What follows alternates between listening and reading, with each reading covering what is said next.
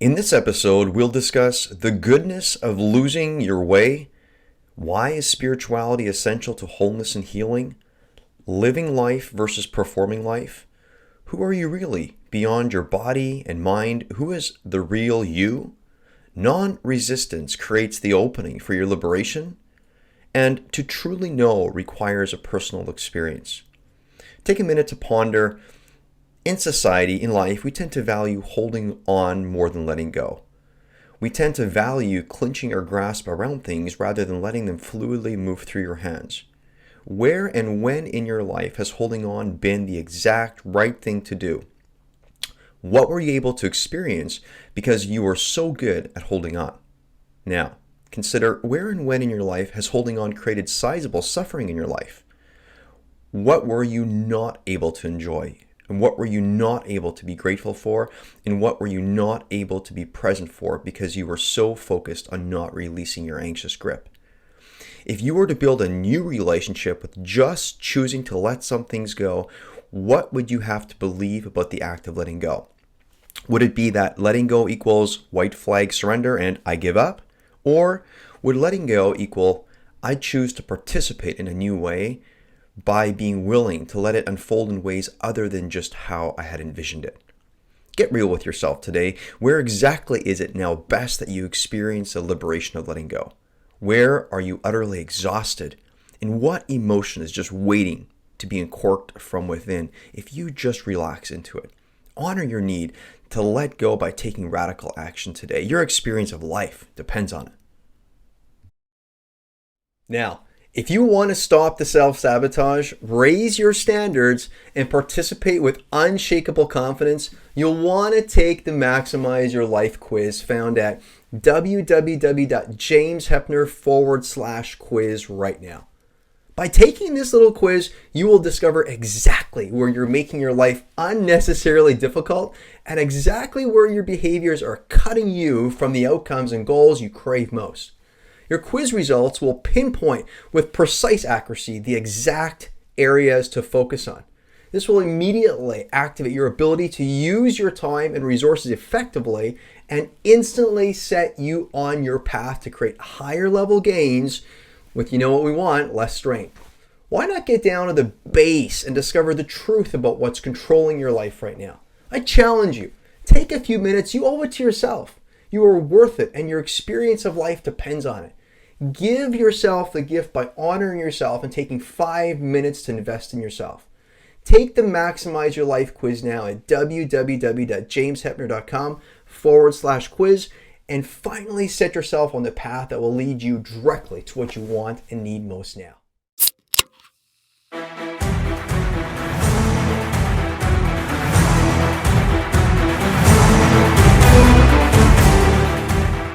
Welcome to Weekly Wins and Losses. My name is James Hepner, former real estate entrepreneur turned self-development hacker, coach, and fulfillment strategist. Each week, we bring you a thought to wrestle with that'll help you live fully alive and gain more life. Real life is made up of both wins and losses. Both were designed for your good. That's basic reality. Without facing and learning how to embrace your losses for greater gain, you miss out. You leave 50% of your life experience on the table. So with that, let's begin the show.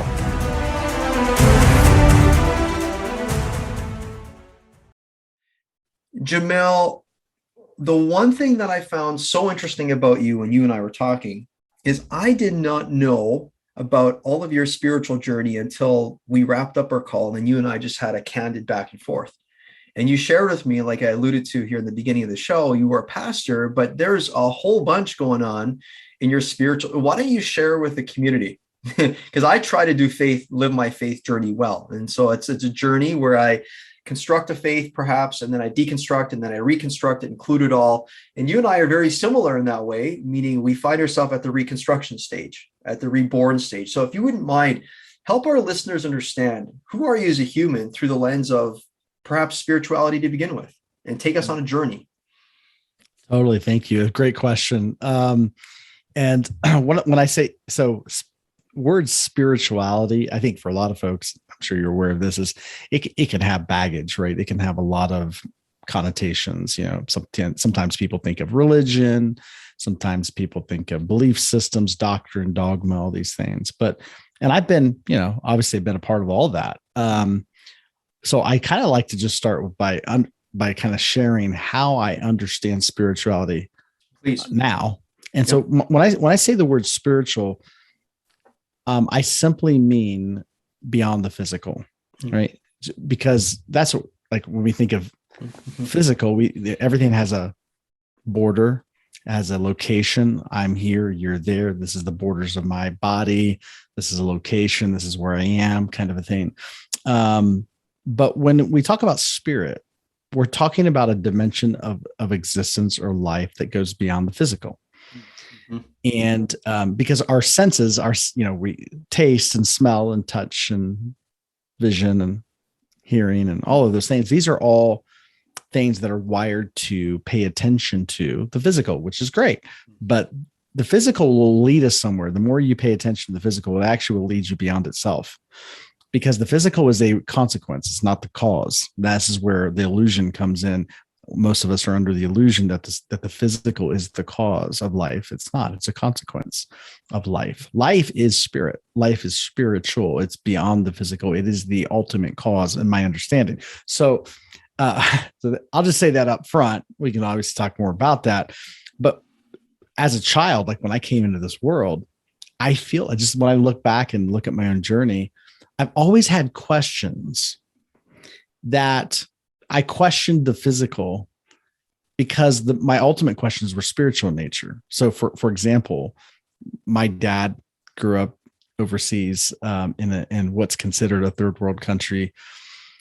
My mom grew up in a part of Ohio in the Midwest in the United States that was,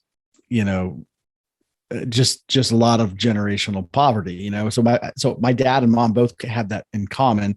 I grew up in a household where there was a lot of survival angst, a lot of quest to survive, make money, pay the bills.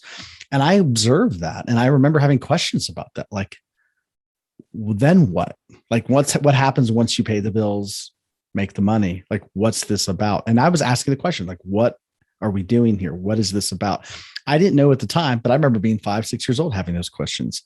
I did not know at the time, but that is a spiritual question, because the answers to that cannot come through the physical. And so, but that led me down a road in life. I went to the mosque on the weekends with my dad because he's a devout practicing Muslim. And my mom was a very devout Catholic. And so she put us in Catholic schools during the week. And I observed, I was always questioning, like, what are they doing? The intensity and the devotion they had to their faith. I was open. I was curious about that. My observation was, no matter how devout they were, that fundamental question of, like, well, what's the point of all this? And does it satisfy deeply? Like, I didn't see that their religious structures were actually getting to the root of that. It was just more structure and obedience. And, this is what you do. That didn't really answer my question. So I looked elsewhere for the answers to my spiritual questions. That eventually led me to evangelical Christianity. I became a quote unquote born again Christian around 18. That led me, I became a corrections officer. I worked in a prison. I was really, wow. I was passionate about why do people suffer? I had seen my parents suffering. I didn't see religion addressing the reasons for that they were suffering. I worked in a prison. Those folks were suffering. And I thought, okay, well, this is evangelical Christianity seems to have a little more answers to these questions. At least there is more volition. It seemed to emphasize things like relationship and heart and volition versus just blind obedience to some degree. So that I went down that road for a long time until that didn't answer the question either, until that hit some ceilings. And so I began to understand that there were different avenues to address my quest, which was deeply spiritual, that went beyond the box of religion. But that's many years in the making. And a lot of that was through my own pain points, but that's kind of a nutshell. I think may address your question, but that's where I've come from. Yeah, that's a lot. That's brilliant. So it's like Muslim and then Christian. It's like, wait a minute. How do we make room for either? How does one party make room for the other party? Because apparently that's like harsh party lines can often be drawn there, you know, Oh yeah. Oh right? yeah. Like, often organized religion, it's like we'll go to war on trying to say Oh whose yeah. God is on whose side, and perhaps, So hey, something that I picked up in what you're saying, and this is like just a bit of an ad play here, but I found it fascinating. So when you converted to Christianity, and like you said, evangelical Christianity, you became a corrections officer.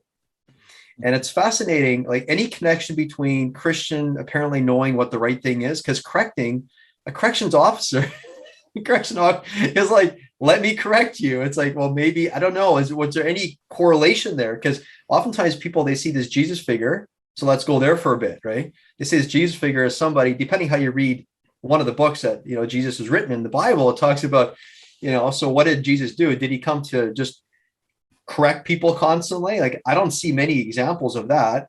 But I don't want to be speaking into your world, right? Is there any connection between corrections officer and Christianity? Oh, 100%. And I didn't realize it Wow. then. It wasn't a conscious thing. It wasn't like, but there were parallels. Well, number one, um, what led me to work in the prison was I needed money. So I was young, my man out of high school. I had no real sense of what I was going to do with my life. I was a new dad. I was a new husband.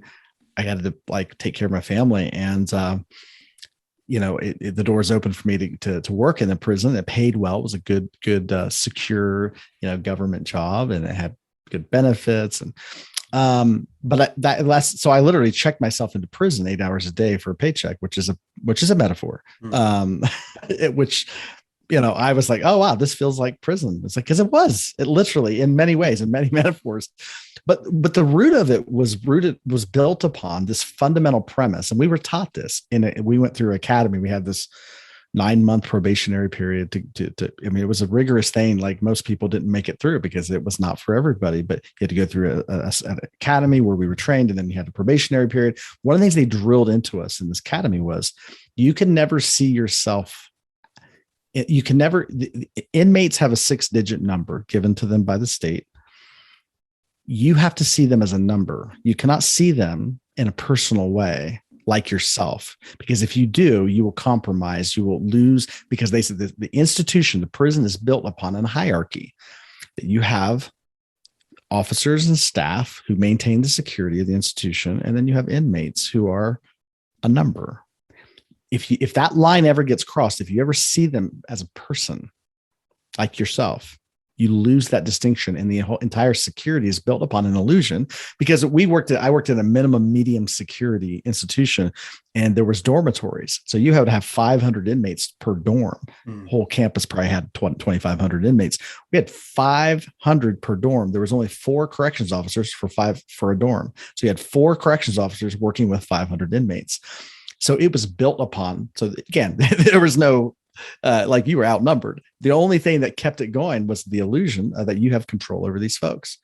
Wow. So there's the connection. So in a lot of evangelical Christianity, the typical idea is that, number one, you guys are just a bunch of sinners. You're corrupt by nature. You are a bad human being by default. So therefore, there are people over you that will help keep you in line.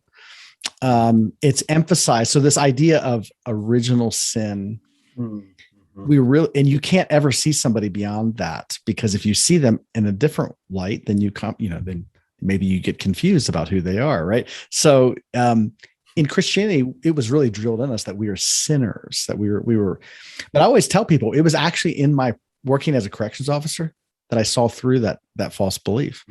Because I always tell people, I became convinced. I worked there for almost 5 years. And after my 5 years working in a prison, I became convinced in the goodness of humanity, not the opposite. Wow. That is profound. That is brilliant. It's like allowing your life experience to shape and adjust the aperture of how you filter your life. You are right in that space. It brings me to a little nuance, and I don't know if you know this about me, but based on what you're saying, I didn't know, by the way, you were a corrections officer, so your story gets richer. So perhaps the longer we go, the more stories come out. This is nice. So perhaps you're an F-15 fighter pilot. You've been to, who knows what you've done? I don't know. But so a little story in my life is back in the day when I held on to a religious structure, a bit like the way you did. So I have faith now, but it's not attached to a religious structure. Right. So it's not organized religion as much as but anyway, so I used to do, and at the time they called it prison ministry. So I remember I was at a talk once, and so I volunteered, me and a friend. We drove into, at the time, medium or max, it was kind of on the line. There was people who had done some silly things that were beyond just, breaking the law by smoking weed. This is beyond, right? And so they killed people, whatever, life sentences type thing. Anyway, so we go in, and so to your point on the 6-digit number, there's a certain time, I'll never forget the moment. I was visiting, and I forget the gentleman's name. Conveniently, I guess, you know how it is. We wipe these things from our brain because there was this moment of clarification. I think there's a moment of me feeling threatened in that hierarchy status, even though I was a visitor. And here's how I mean it. I was sitting there chatting with, I'll just call him Chad, talking with Chad. And Chad says, listen, when you leave today, so I went to see him every 2 weeks or once a month, whatever it was. And we had this hour-long conversation. And he was a really nice guy, honestly, really, really genuine. And I still sometimes think about him. And this was years, 17 years ago. And as I'm chatting with him, he says to me, hey, James, when you leave the building today, you walk past the warden's office, there's a little gift for you over there. And I just wanted you to have it. And I says, okay. No clue what this meant, thinking, well, he must have made something for me. It's kind of nice. And when I said goodbye to him, that was the last time I ever saw him. Because I think when I got the gift, and inside the gift, there's a note, and it said, it's your wife's birthday. This is for her. I knit this blanket, or I sewed this blanket for her. It scared the crap out of me. Now, if you think about it, what a generous offering. The only thing is, I never told him when my wife's birthday was. How had he discovered this? I got spooked. I was at a younger stage in my life. And of course, you're doing a little bit of this, like you said, the scarcity, this fear. But I didn't know how to find myself with going to see him again. I would do it differently if I had it to do all over again. But I brought the gift home. I gave it to Meg, and I said, Meg, this is a gift and it's a wonderful thing. I said, you can keep it. And it's not because it's from another guy that I don't want you to have it. It's just this guy was scheduled for release and be paroled in a short period of time. I said, I wonder what else he knows about our life. Does he know where we live? What does he know? And of course, these are things. But I think in general, if I would open myself and my lens to what you were saying, I have let go of status hierarchy. I have let go of that, which is the number. It's power is something that is fluid. Power is something that I get to claim that I have equal power as you do anytime, anywhere, no matter if I'm in jail, Viktor Frankl, whatever it is. So power is like this, right? And so now that's a powerful story. So talk to us. So you saw yourself, or you saw perhaps more clearly the news of humanity and the good news and the goodness of human. 100%. So what happened next? Well, what I noticed was I could not uphold, because we were taught the moment you see these folks as like yourself, you can't do the job. And that was true, actually, because but what I began to say, the more seniority I got, I ended up getting a permanent position in the prison in security control, which is like the quote unquote the whole. So we had jail within jail. So the guys who couldn't function out in population would be put in maximum security in the prison. And it's like 2-man.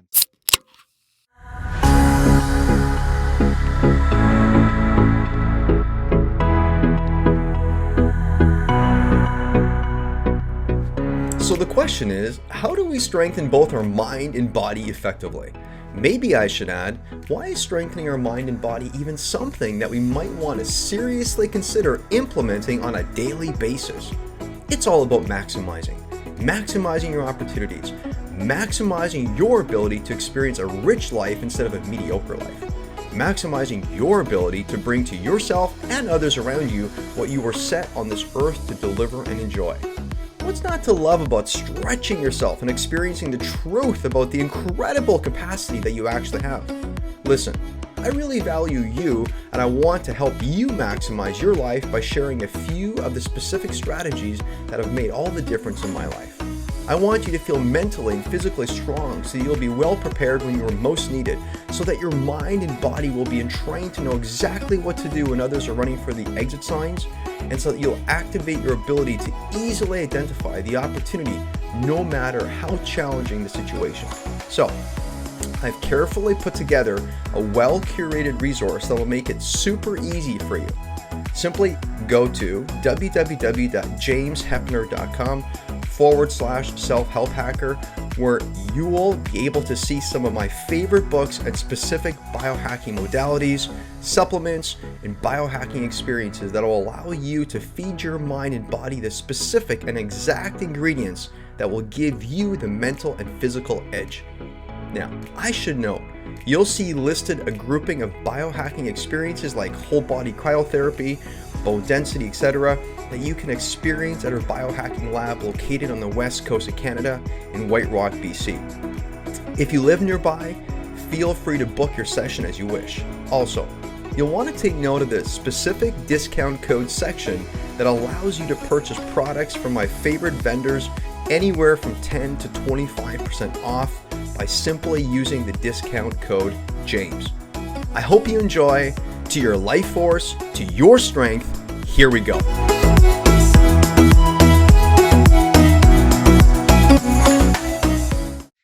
The moment you see these folks as like yourself, you just you can't do the job. Mm-hmm. And that was true, actually, because but what I began to say, the more seniority I got, I ended up getting a permanent position in the prison in security control, which is like the quote unquote the whole. So we had jail within jail. So the guys who couldn't function out in population would be put in maximum security in the prison. And it's like 2-man cells. And that was actually my permanent spot for a long time. And you really get to know guys in there. So they're locked down most of the time. So I talked to them, I'd hear their stories, and I began to realize like, oh, beneath this whole psychological construct that they've built for themselves, which is built all in trauma. If I could see beyond it a little bit, I could see beyond what their persona was. And I could see that they were just as much life as I am. Life. They're just life beyond Precious. The psychological structure. And I saw it and I was like, oh my goodness, they don't even know who they are, but I can see who they are. And they're just like me. So the more I tried to do my job after that revelation or seeing that, the more I realized like I'm upholding an illusion. And I started experiencing anxiety in me because it was so Of course, because you're not attached and aligned to what you're experiencing.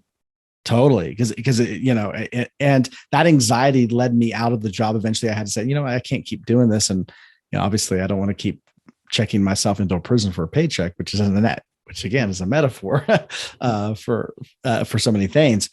Now that anxiety went away when I left the prison. I went off to college. I studied religion. I became a pastor. When I became a pastor and led a church, that anxiety came back. The same anxiety came back as a pastor. And I didn't consciously understand it.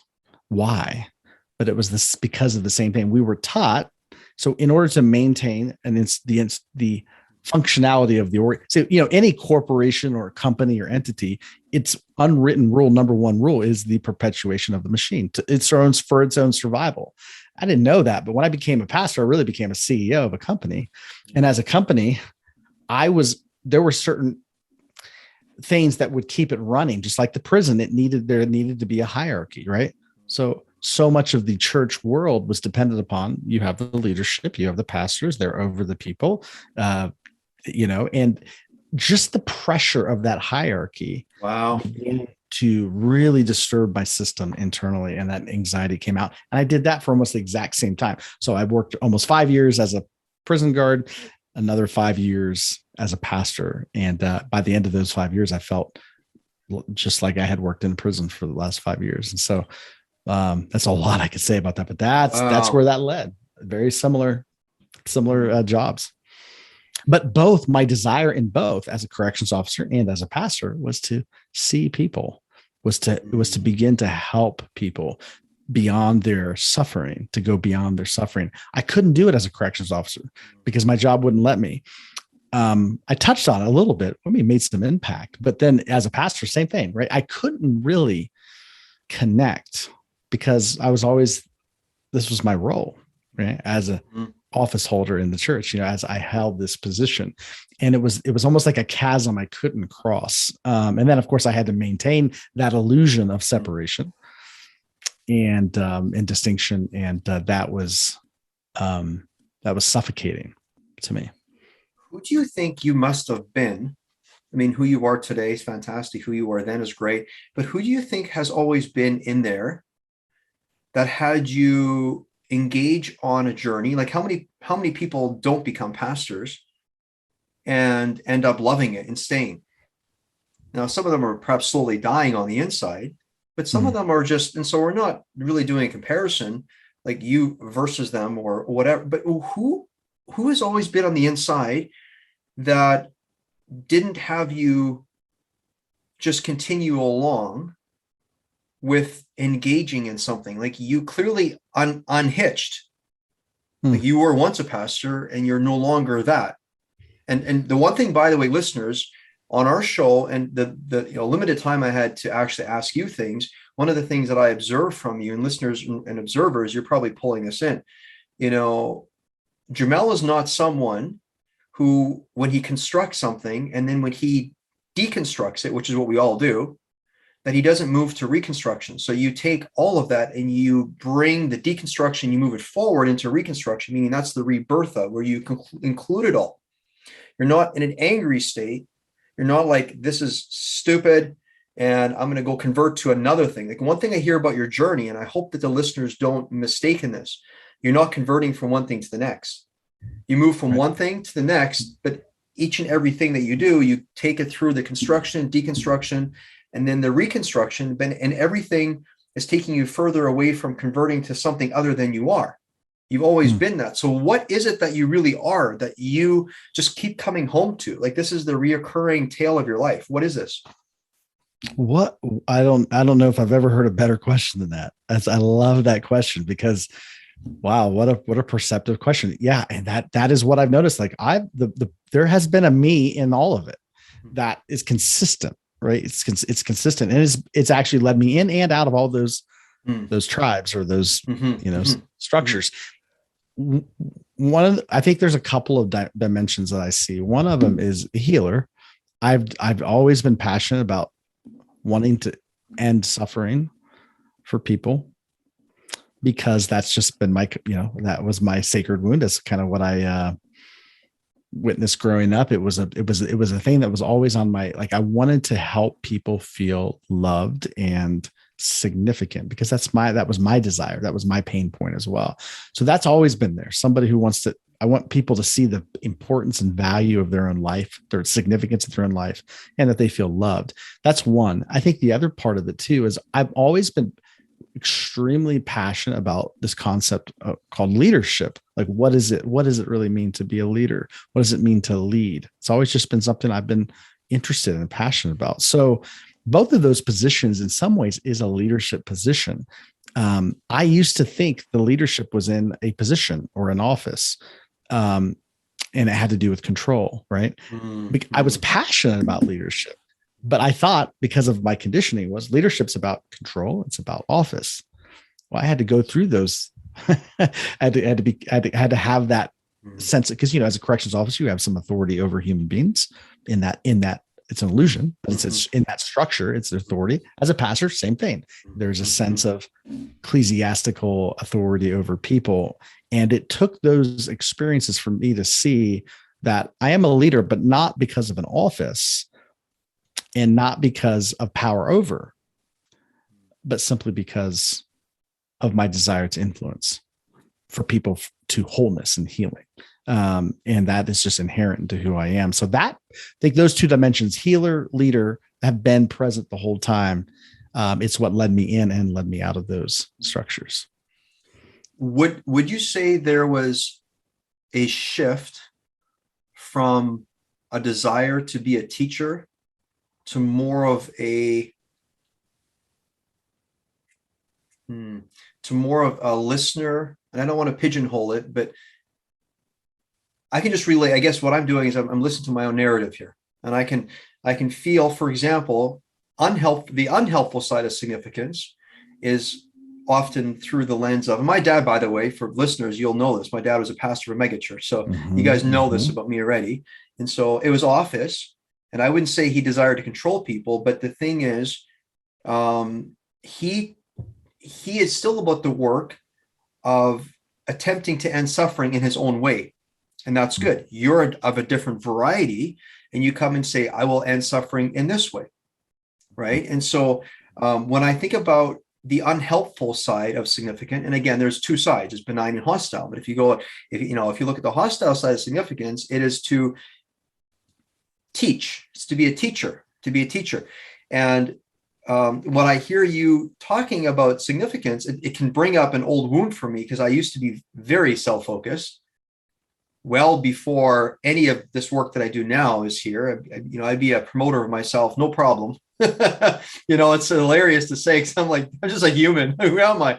I'm going to return to dust someday. But I hear a transition to, and perhaps I don't know if I'm getting this proper, and help me out.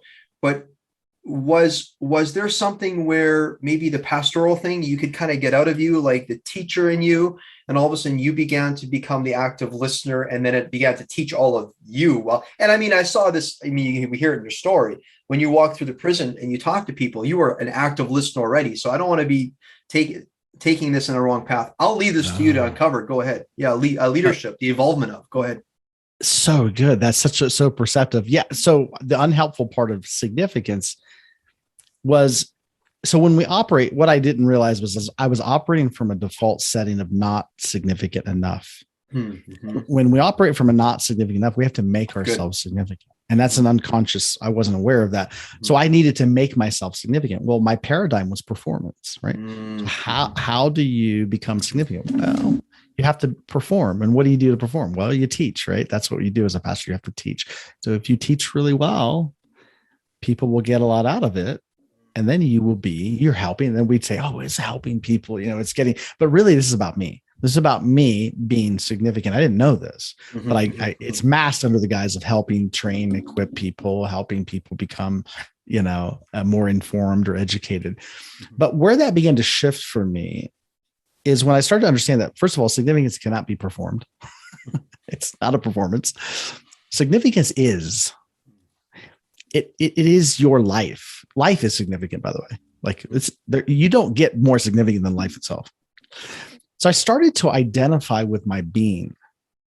That's not a small thing, because I had no idea who I was. So I literally had to start to experience myself. And in order to do that, I had to let go of all these identities, right? I'm this, I'm that, I'm this, all these things, right? None of those things. Oh, these are things for the world. Like if someone says, who are you? I was like, okay, well, I'm this and this, but that all breaks down pretty quickly, right? These are none of these things. What are we? Well, we're life itself. I am life. That's just really the only thing. And life is significance. And life, like you say, life in and of itself is significant. So It's like, whether life does it with me or not, life will continue to be significant. So you can either 100%. Take yourself out of the thing, and then, like you say, then have to go through the constructs, or perhaps standing in front of the people, higher than to talk down to the people, to feel the rise of power, and then realizing I've had it. And now, right. And so now you come from that. And so there and again, it seems like, and again, I don't want to speak into your life on this at all, but it seems like you've chosen careers that have allowed you to rise, and then you get to see yourself, and then you come back to humility. I mean, you've been a human being the whole time, but then you see, and then you do. And I find that so honorable. When you see, you do. You don't stick your head in the sand.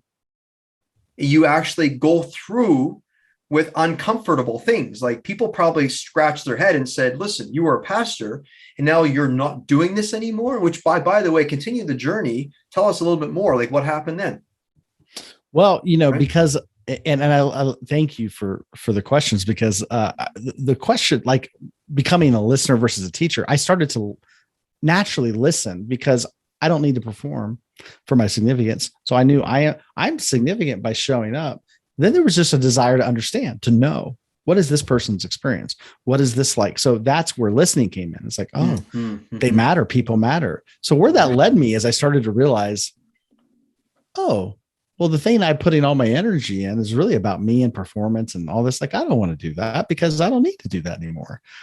So I stepped away from that. I ended up one catalyst for it was I took a trip. It was I needed a little sabbatical because I was getting burned out and all that anxiety was starting to creep back up as a pastor. So I said, let me. So I took it. With a group of people, we went and took a 3-month trip, and we went to some parts of the Middle East. We went to China. We went to Tibet. We went to Nepal, India, all these places. And that just kind of blew my circuitry because growing up in America, growing up in the West, I just, especially you factor in Christianity into that, it's a very small box. And so that experience, seeing these people, just it kind of blows I just saw the box. So it's like you're going back to the ground that Jesus walked on, the Eastern, and you're going, wait a minute, we in the Western world see Jesus a certain way. What is this? Yeah, it just didn't fit any of it. And I just realized, all the energy I've been putting into back home is to the machine, to the box, again, maintaining the box, but none of this is what I'm designed for. I'm really here for liberation and it's a spiritual quest. And I ended up stepping down. I had to be honest. I came back and we had a staff, and I remember telling them, like, I just can't do this anymore. Like, I can't. And they didn't understand. They felt abandoned. They felt like I was walking away because we started this church together, and a lot of those folks were like invested in the vision. And I just saw it. I was like, yeah, it's just, they were like, what? So it's not a vision anymore. It's like, wow. Like, we followed you into this thing. We built this thing with you. Like, and you're just walking away. Like, they took it personally, of course. And it became kind of rivalrous.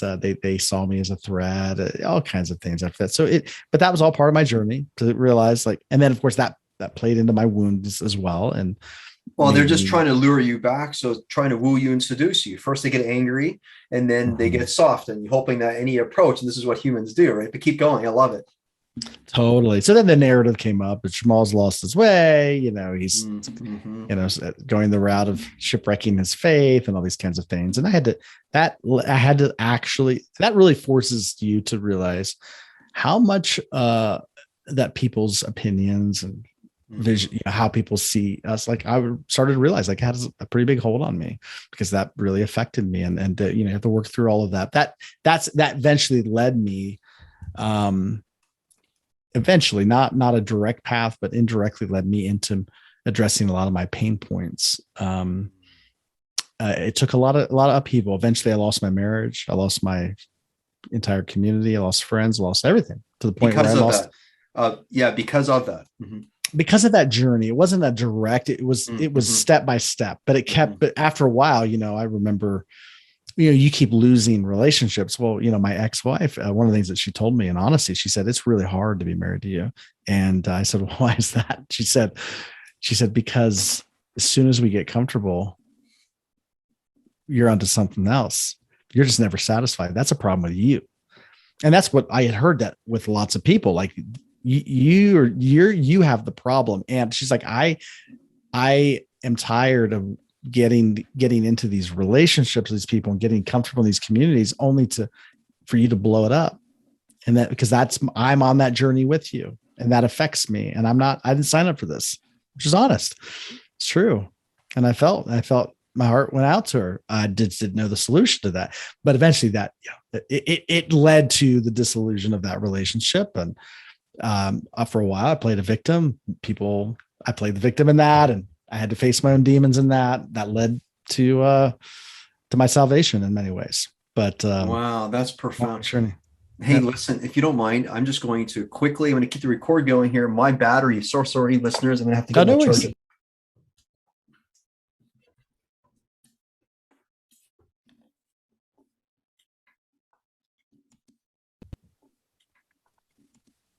So for those of you that are listening and know something about me and observers, I keep things authentic. So I actually don't edit. And so you're going to actually see this happen. Awesome. I love it. I think it's the first time I've ever done this before. I didn't have my charger here, so I had to go get it. So there you go. I love it.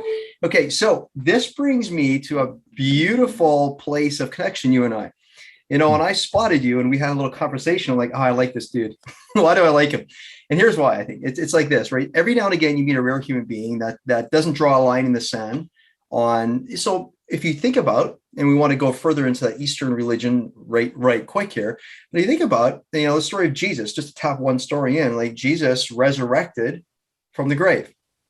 And so we get to choose if we want to resurrect from hard things in life. If we onboard them and just sit in the liminal space for a while, we get to resurrect. And so we all crave to transform. And what does transformation require?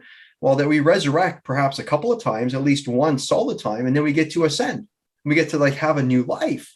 So there's a story of Jesus. It's a beautiful story. And what's interesting is this, is we get to decide how many times we go through this rhythm. Now, what I liked about you when I first spotted you is I'm like, okay, here's an individual that doesn't draw a line in the sand that says I'm going to grow to this level and then I stop. You just say, listen, whatever I bring into my life, and typically think about it, listeners, and I think I've shared this with you guys before, but life looks a bit like this. And we do this in every area of life. We construct an idea or we have a thought, we construct it. Like that's what happens. We like build upon knowing.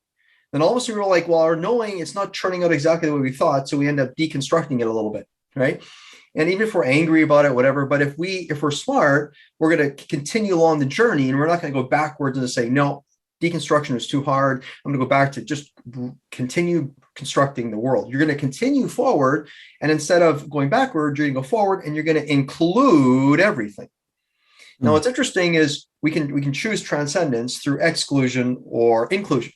And what I'm hearing you say, and again, I wasn't there, and I'm not going to say you're a perfect saint because we all have different seasons and different ways of, but it's like, there's your ex. And again, I'm not here to defend you or her. It just was what it was. But it's like this, when I observe you now anyway, I can hear in your voice, you're going, I'm just on my journey. And to me, the good news is I get to keep being on my journey. There's new light. There's new cracks appearing. And I went to talk to the prisoner and the prisoner exposed these cracks and I can't be here anymore. Listen, I went to this Eastern place and apparently I've lost my way. But if anything, I feel like I'm getting closer to the way. Oh, 100%. Right. And so we're like, okay, wait a minute. And then we're chafing against these concepts or people, right? And their ideas. And they're like, hey, listen, can you just stop this whole thing? It's too much work. It's too much work. And here's the thing. What I love about people like you, it's a little bit, again, this is back to the story of Jesus. Like Moses saw Jesus on top of the mountain, but he saw Jesus on top of the mountain for like the backside of, or not Jesus, but he saw God at top of the mountain for like a split second. And that was the backside of God. And then God was gone. So it's like anything living is here and then it's gone. Yeah. So it's like you appreciate something, and then to appreciate is to bring you to a new appreciation, and it keeps growing. It's not the way that I'm picking up from you, and tell me what you think, is I don't sense discontentment in your voice. I don't sense like, listen, I can't be grateful. You're just going, there's more. Like, is that kind of what's happening? Yeah, great question. Yeah, that's exactly it. It's not that, for a while in my journey, I Sure. did do the exclusion game where it's like, okay, it's not here, so it's over here. It's over here. I'm looking for it, but looking like as I'm doing this integrative work within myself, I'm realizing it all belongs. Mm-hmm. It wasn't like I looked back and, I was so deceived when I was back in my evangelical days. Like, no, it's actually part of the journey. It belongs. Mm-hmm. It's important. Mm-hmm. Now, part of it's because we learn. I personally learn. I think the way I'm wired is I need to see the contrast. I need to see what it's not, because that helps me see what it is. Beautiful. That's just the way I'm wired. And I needed all of those journeys to show me that through experiential. It was a teacher. Like everything's been a teacher to me. So people have. Sorry for interrupting. Everything's been a teacher. The question is, am I listening? Right there, you go. Right. Oh, totally. And sometimes I didn't listen, and then I had to be taught a few times the same lessons. I had to repeat. Which is the whole cycles. The karmic cycles that we go through. But people, not everybody is on that journey, and I've had to come to terms with that. It doesn't mean anything bad about them. It doesn't mean that's negative. It just means that's not their journey. But for me, my journey is. This has been my journey. And so I have to be on my journey because that's what I want. And once I can be okay with that in here, like not see it as a I used to, for a long time, I kind of harbored those accusations. Maybe there is something wrong with me. Why can't I just get my act together? What's the problem here? Why can't I just believe and settle down? And be part of this, not question things. Maybe I have a problem with the leadership. Maybe I have a problem with whatever. And it's like all those accusations that would come my way, they would rattle me. And I remember it's kind of a mentor in my life at the time. And I was talking to her about this, and she said, Jamal, she's like, I know who you are.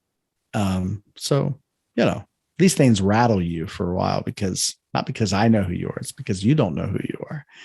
And he's like, those accusations that are coming against you, the only reason they affect you is because you're not yet convinced, not from an intellectual standpoint, from an experiential standpoint. You haven't really experienced the goodness of yourself to the degree that, and she's like, but when you do, and as you do, these accusations, they'll just kind of roll off you because they're ridiculous. She's like, if someone accused you of being a bank robber, what would you do?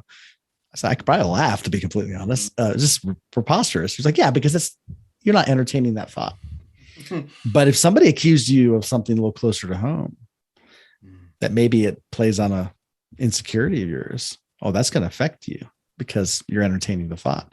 So let these accusations come to reveal what you're harboring about yourself, the untruth that you're harboring about yourself. Welcome the accusations as a mirror of the untruth that you've been harboring. And that was a game changer. Like, okay. So I welcomed it instead of resisting it. Those people attacking me, and it's like, no, they're there to help me. This is my teachers showing me what I'm harboring. Your enemies are your teachers. Some people, they have a hard time understanding that concept, and we get it because sometimes it can be really, it can be very breathtaking to have an invitation for liberation not obvious. It's amazing. Right? These accusers kept showing up in my life until I understood that, and as soon as I got that, they just vanished, like they weren't even real. They just disappear. It's like a matrix. It's like, it's no longer needed. Yeah. Gosh, isn't it so interesting, Jamal, right? When we're faced with the realization that other people aren't okay with the anxieties that we perceive they have with, for example, our faith journey. And they attempt to project that in our life. And maybe they're not even doing that. They're just voicing what they need to be doing to help them along their faith. Sure. But if we don't utilize that well for the first little while, we end up thinking we need to defend it. And we need to give answer to. And as soon as you defend, it's like, and again, I'm an amateur on the Bible, but before we move on to your journey, continuing with that and including with that and moving along, look at the story of Jesus. People asked him, who are you? And he says, I am. Right. And then, of course, when he was tortured, he just said, I am who you say I am. Yeah. Think about the amount of the innerness that will have developed there. You can say whatever you want, and you've already decided who I am. And the way I look at that is, it's a little bit like if someone has chosen to be untowards. I don't want to put perception out there, but they've chosen to be untowards in a certain way. Whatever it ends up being, whatever you serve them with, they're just going to use to continue building that construct of being untowards. That's what's going to happen. So why not instead diffuse the whole thing? You don't need to resolve anything. Jesus, I don't think, really resolved much. He dissolved a whole bunch. It just disappeared. Like you said, poof, it was gone. It's like, you say this about me? Okay. Because the thing is, there's truth many places. It's true for you. And why wouldn't I let you, like, I already know what I know. So why not let what you know pierce me? Like, why do I feel threatened? And it's like this. I think the lesson for me is, so if I look at my life, the lesson is always about, do I feel completely okay when I observe someone and how they hold their faith in such a way that I think that, this might be dangerous. And if I can't release that, then I'm doing exactly what you said the church did for you. And in some way, it perhaps helped you forward, but in another way, it just brought forward something that was maybe a little harder for you. So I always want to try to mentor myself in live motion, that it's like, hey, listen, if I observe people doing life differently, it's like they're doing their life, I'm doing mine. And so help them through the cycles by just being that dissolving presence in you. You don't have to bring shrapnel to the table. And they're like, are you okay? Hey, I'm going to send you this Bible verse. I'm going to send you this song. And it's like, you're on your journey, my friend. You're doing what you're needing to do. But anyway, keep on going, because I want to hear this whole, so you go to the Eastern world and you kind of get a little liberated, right? You kind of get a little bit excited for something's coming. So what was inviting you and what did you do with it? Yeah, good question. I want to talk, I want to piggyback a little bit on what you were saying there, because so much of what we do and say to people, for me at least, was for a long time was, oh, this person needs to hear this. So I'd have a message, let me share this scripture, or let me just share this perspective. And I meant well, I obviously meant well, but like deep down, if you kind of examine that, when I would examine that, I go, oh, I need to do this because I have to uphold the idea that I'm a pastor, or I'm a healer, or so is it true that I'm a healer? Yes. But there's a difference between being a healer and identifying with the construct of being a healer. They're not the same thing, because the idea is like, I have to uphold who I think I am. I have to then demonstrate who I think I am through my performance. And this is why a lot of times I would need to say or do something, because I have to prove who I am. But I kind of look at it like a dog. Like, if you have a dog, and you could look at your dog and say, you're a cat. That's kind of ridiculous, I know, but the dog is not going to be upset about that. Ooh, say, well, he doesn't understand the language, but I don't even think it matters. Like, the dog is not attached to the identity of what it means to be a dog. A dog is what it is. And so the dog is, so it's like, you can't offend a dog, because the dog is just what it is. Dog's going to be a dog. Dog's going to act like a dog. Dog's going to be a dog because it's what a dog is. Because a dog is not attached to an identity of being a dog.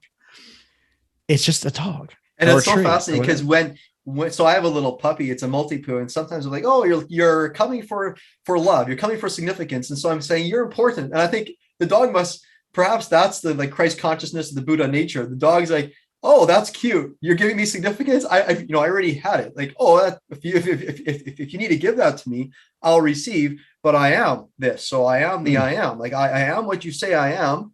So I'm fine. If you want to project this into me. And so I think what you're saying brings up for me, and so I love this little interplay. It seems to me that going back to the Jesus figure till about 30 was not really known by many people. Right. But at 30, he basically comes out and he starts doing stuff. I think it was 30 or 32. You all know this better than I do, right? What was it? 30, 32? 30. 30. Thank you. I got it right. Thanks. I got it right. For the fundamentalists, I got it right. There you go. So he basically comes out of the woodwork, and he's doing these things. And I think to myself, he revealed himself. If I go back to some of the readings, it's like he revealed what it looked like not to flinch in the eye of the storm. And so it's like we all have that ability to look at something that we perceive as threat, but then we let die the threat by being okay with we feel threatened. And then we get to resurrect out of it, and then we get to ascend. And then we get, hey, if you say I'm like this. So I often think to myself, so to your point, I'm like, and you used to send, like you said, scripture verses and songs and poems. You know how you do it. If they're not open to spirituality, you send them different things. So you're not quite okay with a threat mechanism that's been activated in you.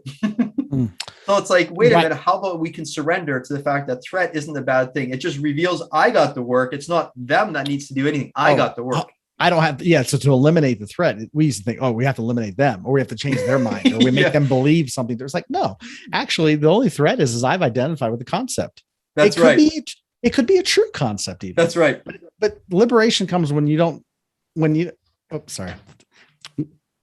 need a concept about yourself, when you don't need to identify with that, then you're free, because then it's like nothing can. So even like when Jesus asked Peter, like, well, who do people say that I am? It's like, well, some say you're a prophet. Some say you're Elijah. Some say you're the son of the living God. Well, who do you say that I am? He said to Peter, and Peter's like, I think you're the Christ, the son of the living God. And he's like, okay. He's like, well, upon that profession and that rock, and basically you're Peter. Let me tell you who you are. So Jesus was more concerned about telling Peter who he was. Yeah, let me tell you who you are through perception. Like, and it's not an identity. It's not like something you must believe the right thing about me. He's like, no, okay, I can recognize that you're perceiving me then, because Peter's perception of Jesus wasn't based upon what people thought of Jesus. Because a lot of people had ideas about Jesus. You're a prophet. You're this. You're the Elijah that was supposed to. You're this. You're this. You're this. And and it's like, but who do you say that I am? He's like, oh, this is what I'm perceiving. You are this essence, this anointed one. This. Okay, so he's affirming. He's like, this isn't based upon belief structure now. This isn't based upon what people think. This is based upon your perception. I can validate that. And it's real. And then he's like, and by the way, that's who you are, because you just really see me through the lens of who you are. This is who you are. I'm just calling it out. So good. And then, of course, whether that's just news. So the whole church was built on that, a perception. Perception. Perception, it coming from being, not from a construct, not coming from it's the only thing that's real is whatever comes from being is what's real. You don't even have to prove it, convince anybody of it, teach it even. Mm-hmm. It's just when you let go of the structures, right? You let go of the idea of who you think you are or what people are or what it is. You just let go of it. That's when people talk about enlightenment, but the key word there is light. That's when light reveals what it is. Mm-hmm. Like you already have, Jesus was in essence saying, you already have what I have. So you're projecting onto me how you see, but really that's how you perceive the world. So I'm going to tell you that you already have the light inside of you, the same light that I have, you have. So he's like, if it helps me to say that to you, I'll say it. So I just did. Yeah. And he had been saying that for a while. Like, I'm the light of the world. Then he would turn around and goes, but you're the light of the world. Yeah. No one takes a light and puts it under, because basically it's like people could see who he was, but what they had a harder time was seeing who they themselves, like so understanding that it's just a mirror, what you perceive. So he's really a mirror for us, of who we are.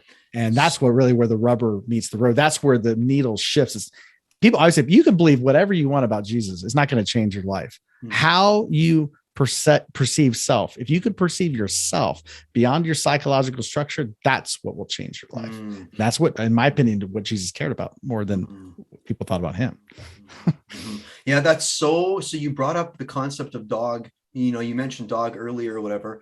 And when I consider and contemplate, I just can't help but resonate or tap back into and contemplate how a human is different than a dog, because a dog, they say, and I've never been inside of a dog's brain, but they say that a dog will look for where its safety is greatest, meaning it'll always look through the lens of where is it most dangerous and where is it most safe. So I'll look for either or.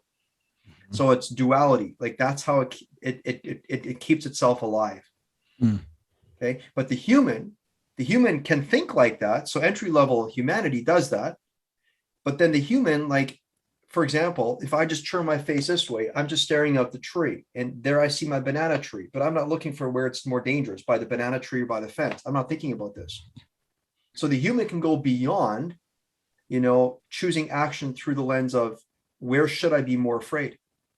And so when I see and I hear and observe through your story of when Jesus said this to Peter, it's a little bit like, oh, Peter, you're there, I'll meet you there.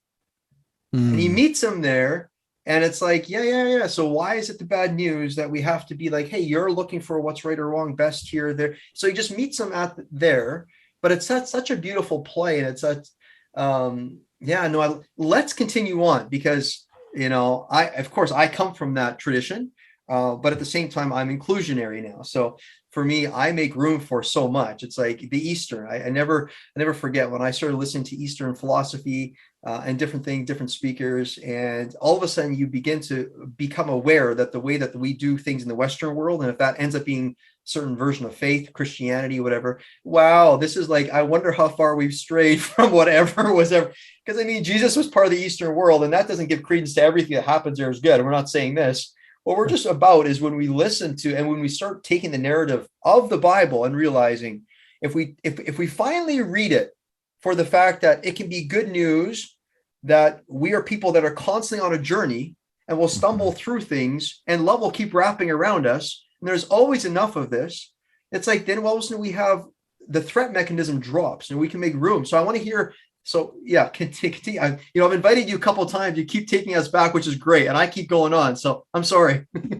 No worries. And so a lot of my journey has just been, the understanding that the narratives of that my faith isn't really wrapped up in dogma or what I believe about God. I started to understand that my concept of God is so wrapped up in my identity of self. Mm-hmm. So. Who am I is the question, right? So nice. And that's been, the process of so who are you? So who are you? Where have you landed for right now? You're not etched there because apparently you're always shifting and you're always the problem. Well, I started to realize that I am not my body and I'm not my mind, right? So my body, what is the body? It's simply an accumulation of food That's all it is. It's literally a food body and more yogic understandings of things. They teach, the idea is that your body is, you're born and you're a small little thing, and you eat food and you metabolize the food and it grows. I thought you were going to say you were born a smorgasbord, but anyway, sorry. Food body. But literally, it's like your body's constantly in flux. So, for example, when people say, "Oh, I'm me," like, "Well, who are you?" People say, "Well, I'm me." Like, "Where are you?" Like, "I'm right here. It's right here, my body." Well, if you point to your body, and that's a really unstable place to be, because the cells in your body is about 37 trillion cells in the body, constantly dying and constantly being regenerated. So, so much so that about every 7 years, that's, people argue that it could be more or less, but it doesn't really matter. Every several years, you have a completely different body. There is not one cell in your body that's here today that was there at birth. So, and I would say, if you don't believe me, go pull out a picture of yourself when you were 5 and look at that picture. That, you could call the police and give them an APB, say, "Hey, there's a missing person." You could show them that picture. They could look the whole world over. They'll never find that body because it doesn't exist, because that body has died a long time ago. So by the time you're 50 years old, you've had several bodies. So I say, which body are you? It can't be the body. It's in constant flux. It's dying and regenerating constantly. So so same thing with the mind, though. What is the mind? It's not the mind. The only thing that's different, that separates you and I, is that we have a different body. We have a different mind. That means, what is the mind? A mind is simply a set of experiences, belief structures, experiences. So I started to realize, like, I'm not the body. I'm also not the mind. So if you take away, those are just tools that we have. They help us, the body helps me. It's a housing for my energies. My mind helps me, deconstruct certain and analyze and understand things. But because I've been so identified, and this is the human problem, we've been so identified with the body and mind as me. Like, there's an idea of what does it mean to be Jamal. Well, that idea is all rooted in my experiences and beliefs that were colored by other people's perception, namely mom and dad. How did mom and dad see me is typically how I began to see myself, not consciously, unconsciously. And they saw me through the lens that they saw themselves. So depending on the trauma. So this is the suffering, the human dilemma, but it's not solution to the sufferings. When I started to realize I am more than my body and my mind. Well, what am I? If you take off body, mind, all that you are is everything. You're just life itself. And and it's not a concept, it's an experience. And you realize, you start to actually experience the border of what separates me and you is not really there. It's just an illusion. And I think Jesus was alluding to that when he said, in that day, talking about the future day, you're going to understand that I am in my Father is in me, we are in you, and you are in one another. All the borders are getting dissolved now. There's no border. There's no distinction between Father and Son. There's no distinction between even you and these others. That we're all in the same. And he would say these things different ways. Well, when I was sick, you took care of me. When I was in prison, you visited me. When I was naked, you're like, when did we do these things? Oh, when you did it for anybody, you did it for me. That's weird. Why? How's that? Because they're still seeing distinction. Body, separate bodies. No. Jesus is not perceiving people through that lens. He's saying, no. When you do it for anybody, you do it for me, because we're the same. It's just life. That's all we're dealing with. It's just life. And I love that. It's just life. And why can't we just be okay with the fact that it just is? Yeah. And it's like, if we claim and claw our way to some level of importance, we forget that when we arrive, that happened when we were born. We're not waiting to arrive. We arrived when we became here, and so we were significant when we were here, and to remind ourselves, and if we don't want to think that, we're going to have to go through some layers up and down of finding significance, and then feeling like, it's like there's this whole powerless power. The Jesus figure showed us how to do powerless power. Ultimate liberation happens when you're outside the structure, not in the structure. And he showed that constantly. So it's like, and I love, like, your concept is, I'm not my body. If you think about it, if you're not your body, and what your body actually is it's a ecosystem where cells are living and dying simultaneously. So who am I? I'm living and death at the same time. That's actually who I am. So actually, like, when we think about the identity of who we are. If, like you say, if we allow, and this is to validate your point, to bring evidence to perhaps as well, but it's like, if we think, who am I? If we think that we are ourselves, and that's what we point to, then it's a very easy slide to say that we are our actions. Don't get me wrong, your actions will tell you who you are in the moment, but it doesn't give you your identity long term. And so now anything that you've committed now becomes the sin, and it becomes this identity of who you are. And so now you have need of somebody to come along to basically rescue you from all of this thing. And I think the stories are rescuing enough as is. Like when I hear your story about, choosing to live life versus to perform life. Like how many people, I'm sure we can all attest to this, any listener, it's like, we all know what it feels like to perform life. We're seeking some level of, whether it's significance or whatever, but when we realize that life is an experience, like beneath everything lies an experience. Like, what is this moment? It's in having an experience is really what it ends up being, right? So when I hear those pieces, like what I think I love much about your story was you keep coming back to what it means to be free, and you keep entertaining what it looks like to do suffering in a lighter way, should you choose. Because I think we all do suffering to some degree. Some is unintentional, some is intentional. I think we all need to choose. Like Jesus, for example, chose his suffering. He was going to die for a cause. If I listen to you, observe your story, you also chose something. You're saying it's of me to be naturally about constructing, deconstructing, and then reconstructing, even though I was kind of fumbling in the deconstruction and I kind of excluded for a while. But now if you hear your narrative, like, I love for your ex to be listening to this, and I won't be sending it to her because she's safe and she's good where she is. But you know what I'm saying, right? Sure. It's like, so you found a way, and perhaps that marriage needed to break apart so you could finally see this. So it's actually all belonging, right? It's 100%. Actually all here. It's all, it's all here.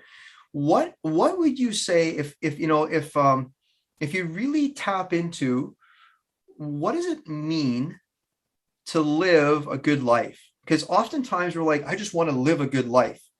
And we can do it through fear, or we can do it through something other than fear. We can do it through love. But I don't want to prime you. What does it mean to live a good life? Because often good life people like, got to make every right decision. I got to do everything perfect. What does it mean to live a good life? Well, that's a great question. So I would kind of put it this way. I would say, in order to live a good life, we have to let go of whatever we think is good, because when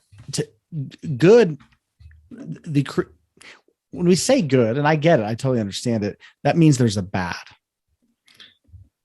But what if that's actually not real? Like, so when I say good and bad, there are ways that we want to live. There's the ways that we don't want to live. I could tell I've never met a human being that doesn't want to live fully and free of suffering. And so I always say this, like a life well lived is a life in which it's about what kind of relationship do we have with life, right? So if I have a resistive relationship with life, I'm going to suffer.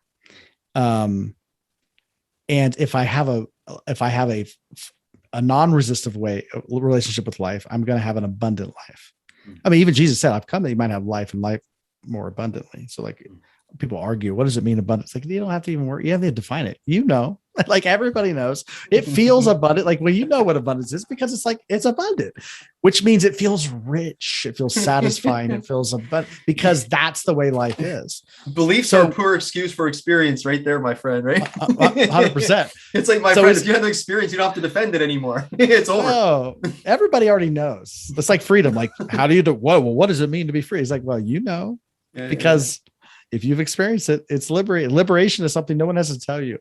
So it's one of these things that when I have what will allow me to have a non-resistive way of life? Well, if I see some parts of life as bad and some parts of life as good, I'll resist some parts of it.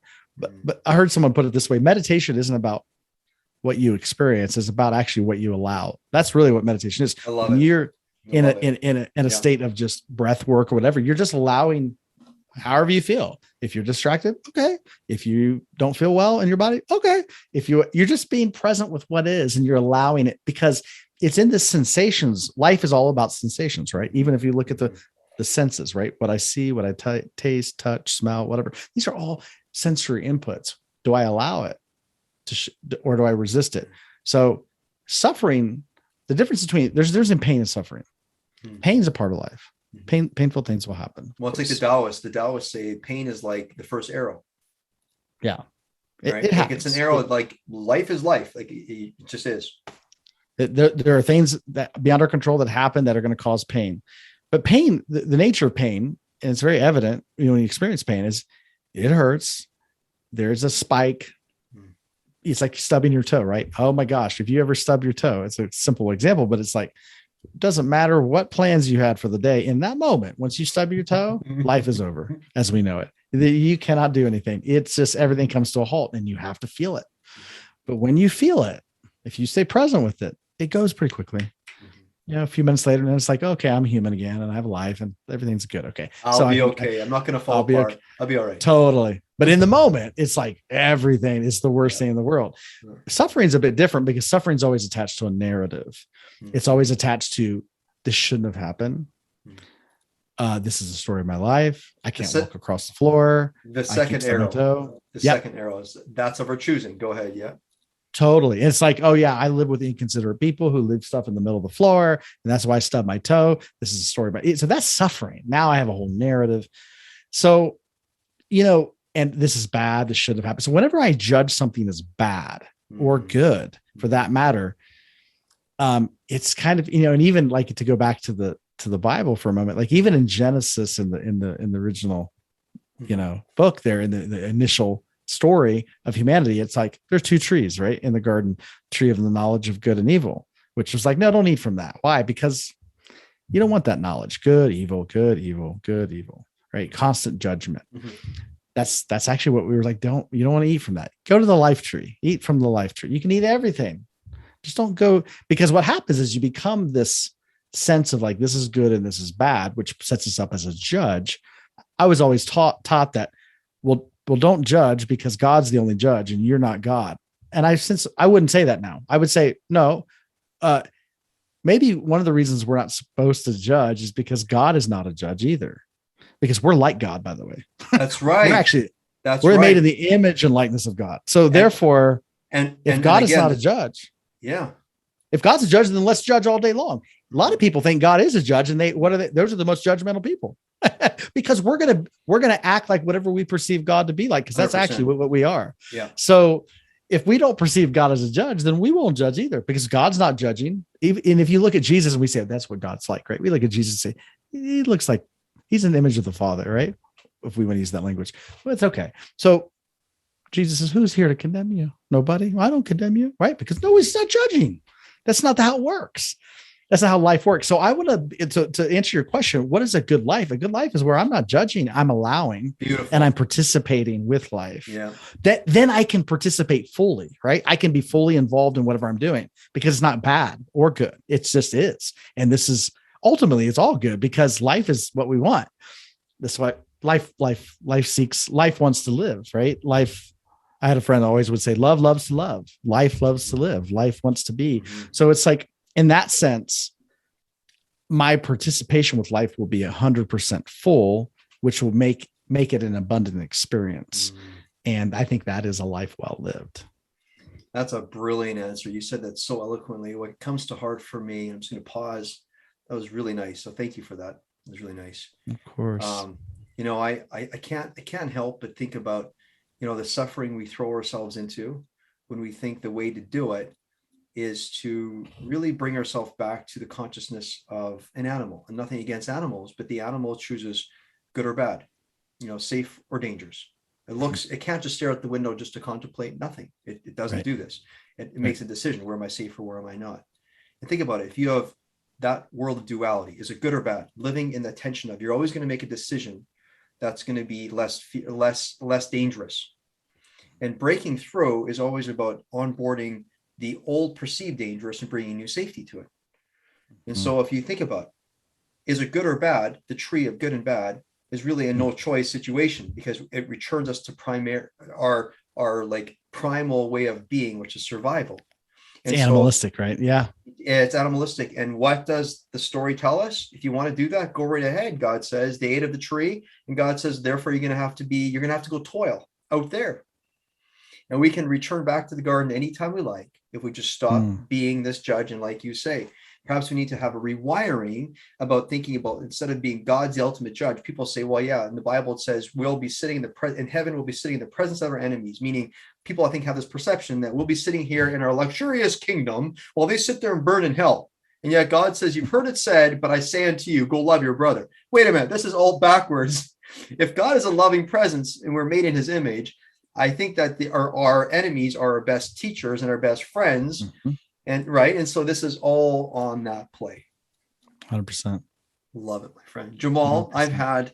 This has been an absolute gift. And you have nicely brought me into wrestling. I love wrestling with my faith, and I love wrestling with how I do my faith. And whether it comes from the fact that my dad was, and he gave his life, and I honor that. But to me, it's like, how can I do this where I don't draw a line in the sand and be focused on saying, go and sin no more? Like, that's not my life. My life is to listen and to rap. And so my entire life, I'm a bridge builder, to be honest.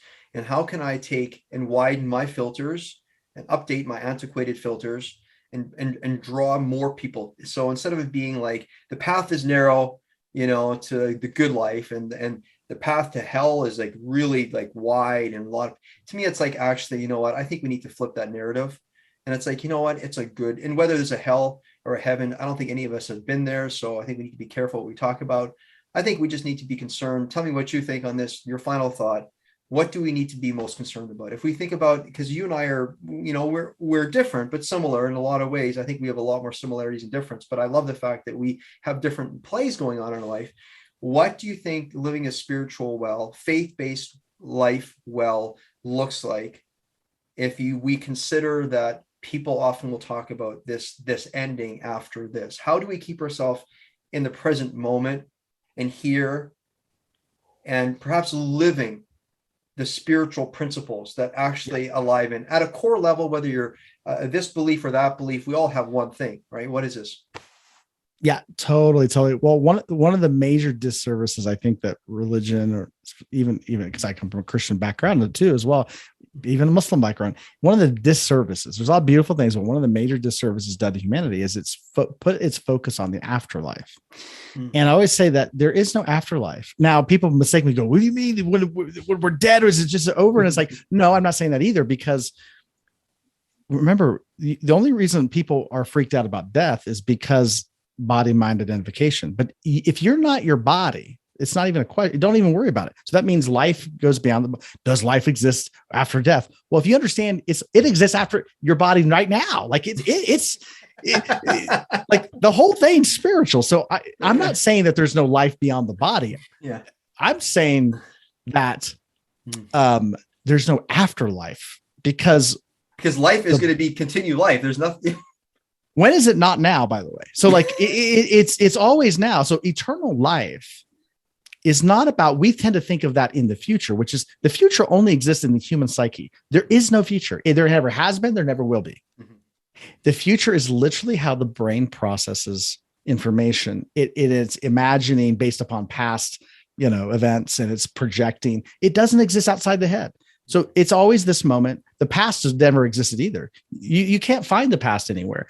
The past was always present when it happened. You have records of the present. You never experienced the past in the past. You experience the past in the present. You never experience the future in the future. You experience it in the present. So I always say this: eternal life and hell and suffering is a quality, a state of being. And Jesus came to address that.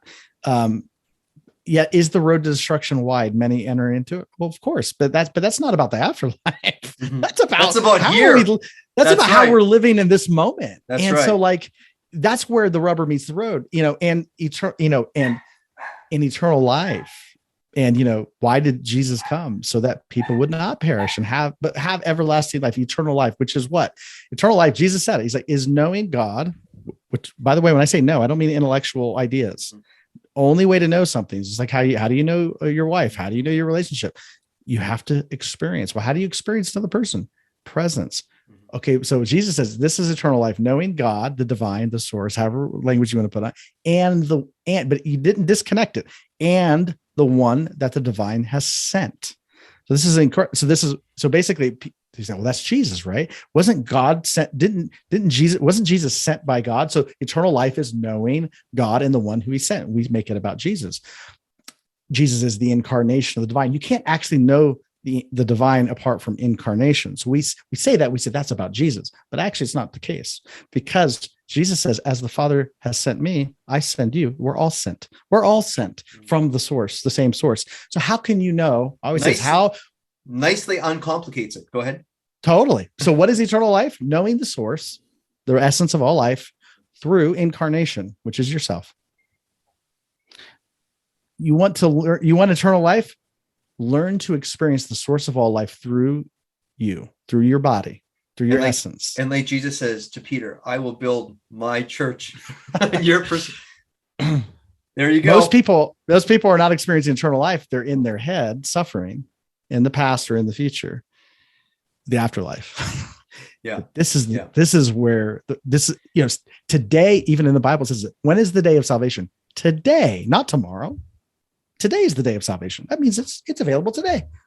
Well, it's like the other day I read this little reading, and it's a psychoanalyst, and he does writings on different takes, and one of them is on Christianity, one of his writings. And so if you look at like the suffering we choose, like people, they project into what the afterlife will look like the thing that isn't even possible. Life is life. Like life will just be life. Like it'll continue on. It just is. But the present, like you say, so I don't have to go there. Jesus, and like you said, nicely uncomplicates it all.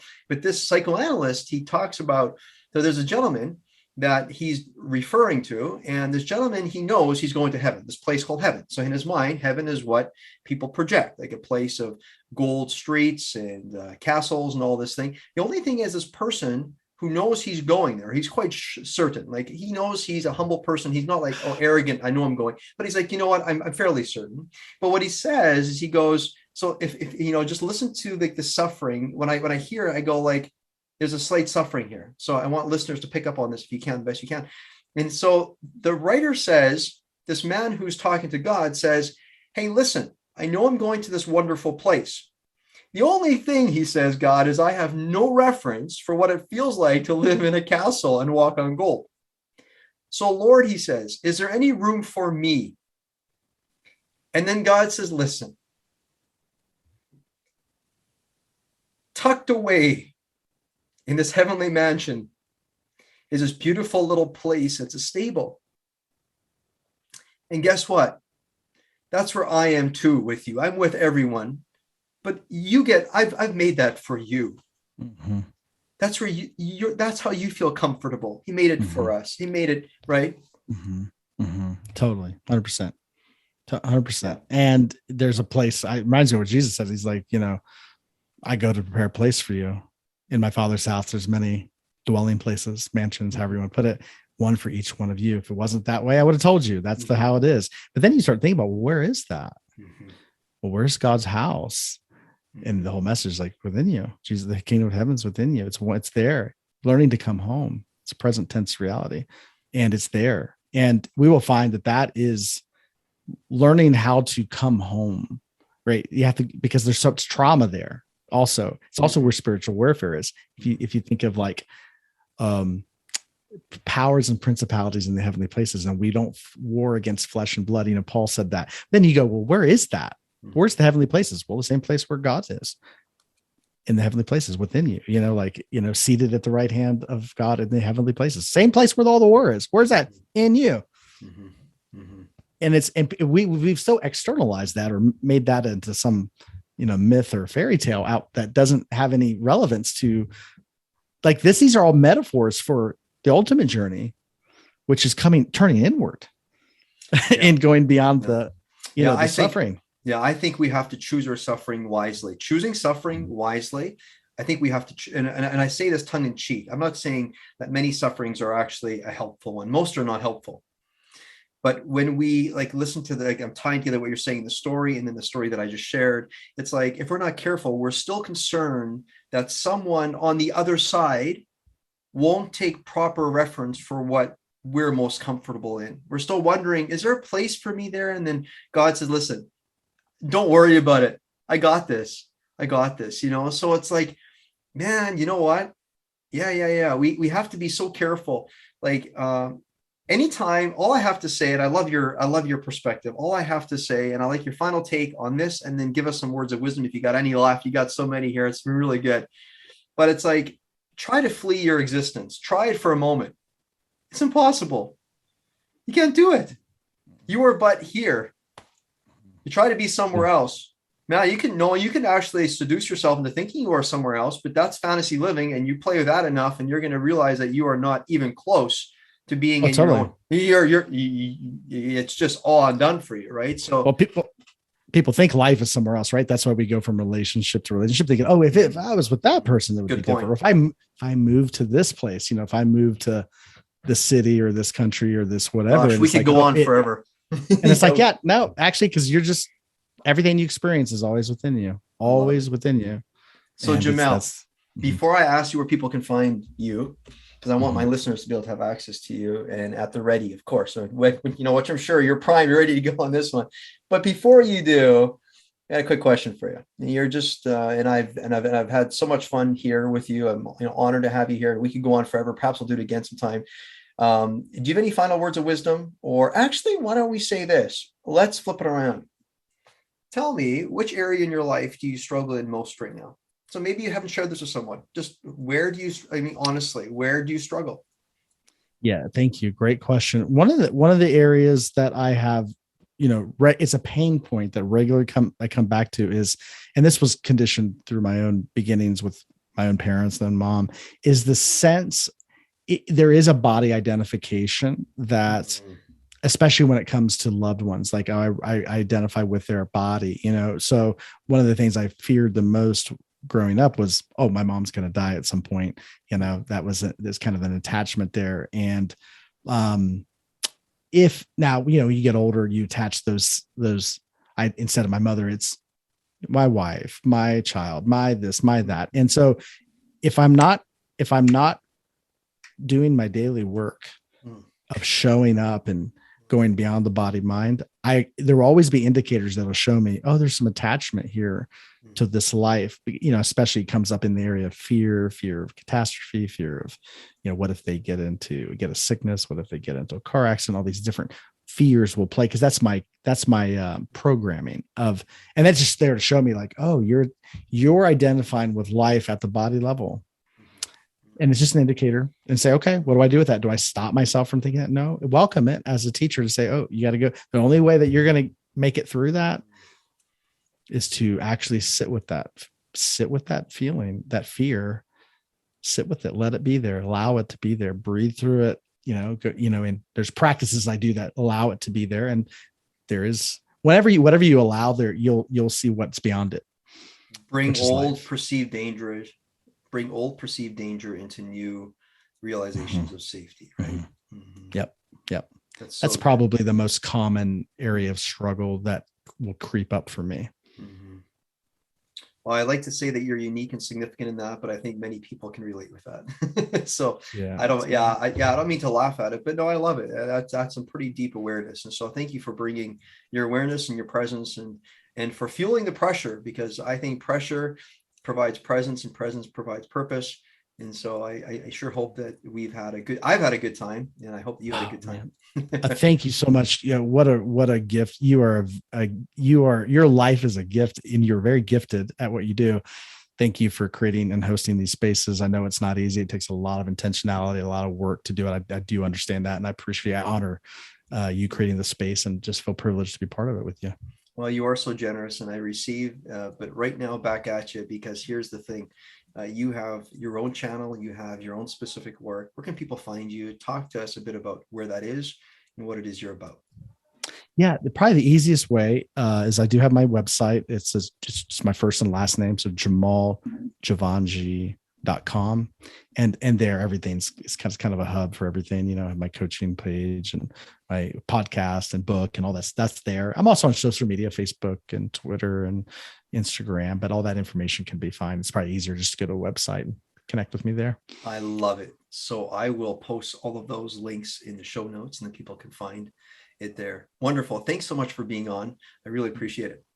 Of course, James. Thank you for creating the show and having me on. Appreciate it. All right. Take care. All right.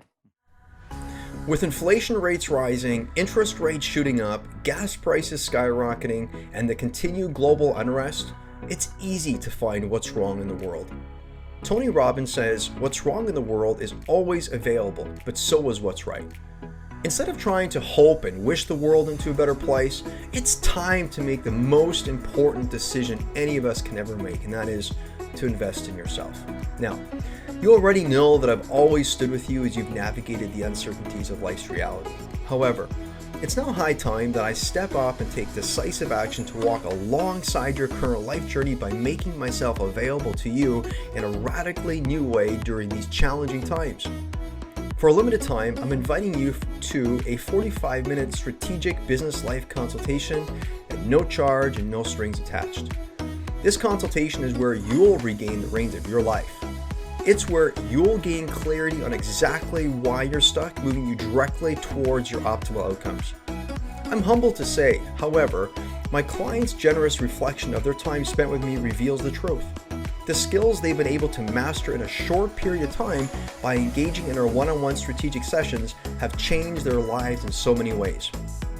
This is the only invitation that I can fathom that will put my skin in the game of your life in such a way that will allow us to address your specific needs with precision and excellence.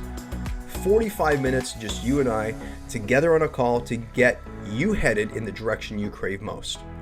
Here's what my clients report after our one-on-one sessions: a decrease in indecision, an increase in clarity, confidence, and courage, an increase in fully being able to capitalize on what's directly in front of them, an increase in impact at work, on their families, and on their communities, a decrease in pain and suffering, and a decrease in anxiety. So, if you want to move beyond old stories, get clear on where you're headed so that you can shake your world, then here's a rich opportunity for you today.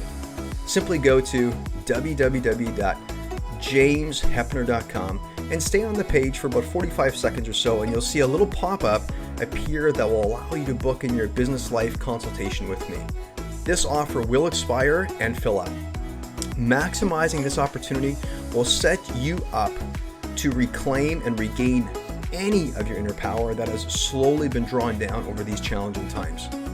And remember, if you want to stop the self-sabotage, raise your standards, and participate with unshakable confidence, you'll want to take the Maximize Your Life quiz found at www.jameshepner.com/quiz right now.